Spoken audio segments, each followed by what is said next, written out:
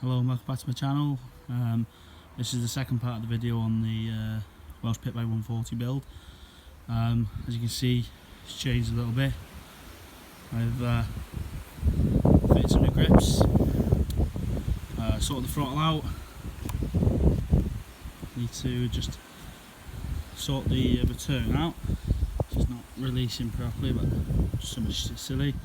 I've had new brake cylinder fitted. Need to bleed the brake when I get a new chain. The rear wheel, need to sort that out still, but I'll get there. I'll sort a new chain out and set it all up. I've had the chain tensioners, my new chain tensioners come through, so I need to fit them. Basically, new air filter. Don't know if you can see that. New air filter in there. I've had to take the cover off because we're having a problem starting.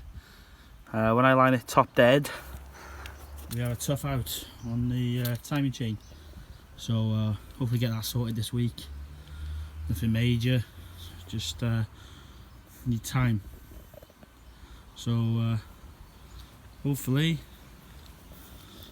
you can see it starting to take shape. I'll give you some more